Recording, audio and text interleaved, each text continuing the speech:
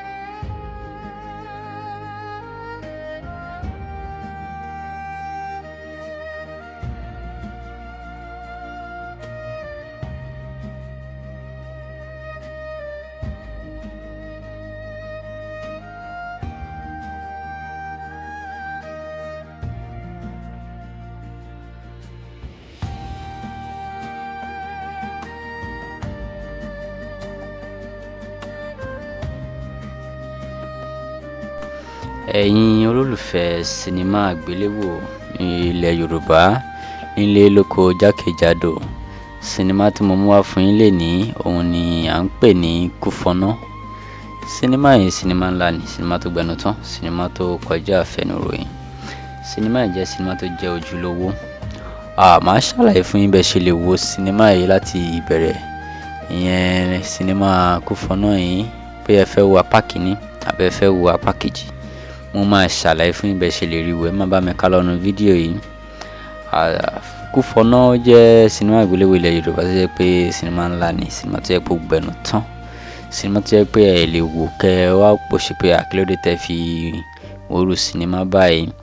Ẹ mọ̀ pé mo ti ṣàlàyé fún yín pé ní channel yìí màá máa mú àwọn sinimá tó jẹ́ pé ó débẹ̀ wá fún yín ni. Àwọn sinimá tó jẹ́ pé ó yẹ kẹ́ ẹ wò, ó ṣe pàtàkì kẹ́ ẹ wò, òun ni màá mú wá fún yín.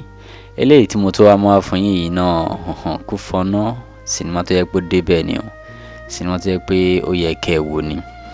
Gbogbo ẹ̀yin olólùfẹ́ sinimá àgbéléwò ilẹ̀ Yorùbá káàkiri jákèjádò, ẹ lọ wo sinimá Kúfọ̀nà yìí nítorí pé sinimá ńlá tó yẹ kẹ́ ẹ wò ni.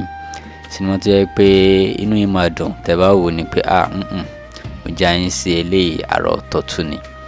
Sinimá Kúfọ̀nà yìí ó jẹ́ sinimá ńlá tàbí jáde látọwọ́ Libya TV.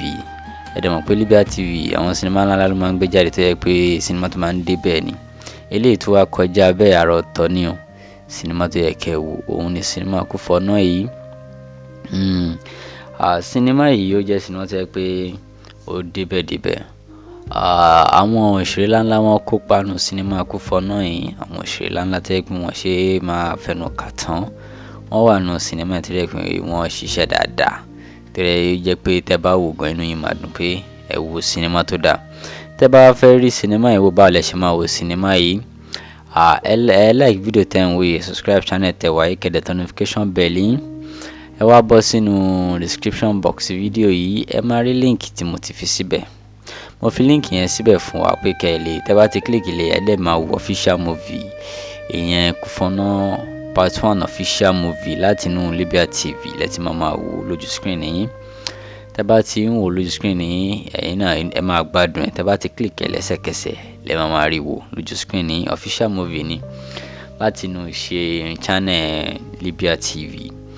Tẹ́ bá fẹ́ wo part 2 ìyẹn Kúfọ̀nà kí lẹ máa ṣe? Ẹ rí dájú pé ẹ like video yìí, ẹ subscribe channel tẹ́ wá yìí, kẹ́ dẹ̀ notification bell yín. Eléyìí ṣe pàtàkì fẹ́yìn tẹ́ fẹ́ wo part 2 láti tan notification bell yín. Tẹ́ bá ti wá ṣe lè tán ẹ make sure pé ẹ comment sí comment section wípé Kúfọ̀nà part 2, Kúfọ̀nà part 2 kí wọ́n bá yín ṣe ẹ̀. Kúfọ̀nà part 2 ẹ̀yin ti ṣe tán tẹ́ fẹ́ wò ó. Kúfọ̀nà part 2 kí wọ́n mú wá sójú ìwòran yín. Kúfọ̀nà part 2 ẹ̀yin tí ń ní ìdí ẹ̀ báyìí ẹ ti ready láti wo fíìmù yẹn. Tẹ́ bá ti wá ń ṣe eléyìí tẹ́ ń comment section, ó ṣe pàtàkì kẹ́ ṣe bẹ́ẹ̀ o, nítorí pé òun ló máa jẹ́ kí wọ́n tètè mú sinimá yẹn wá. Nígbà tẹ́ bá ti demand fún sinimá yẹn dáadáa, àwọn tí wọ́n gbé sinimá yìí jáde Libya TV wọ́n á rí i pé ẹ̀yin olólùfẹ́ sinimá yìí ẹ ti fẹ́ wò ó, so wọn ní any reason láti wò pé káwọn má tí mú wá sójú ìwòran yín, wọ́n máa release ẹ̀. Tí wọ́n bá ti wá bá yín release ẹ̀ gẹ́gẹ́ bẹ́ẹ̀ ṣe comment pé kí wọ́n bá yín release ẹ̀, àwa máa ṣe update fún yín láti jẹ́ kẹ́ mọ̀ yín pé Kúfọ̀nà part 2 wọ́n ti ń show ẹ̀kẹ́ lọ́wọ́ tí bákan náà la máa fún yín direct link tẹ́ máa fi wò ó. Eléyìí fi ṣe pàtàkì kẹ́ lè subscribe channel yìí, eléyìí fi ṣe pàtàkì kẹ́ subscribe channel kẹ́ lè rí update wa nígbà tá a bá ṣe fún yín.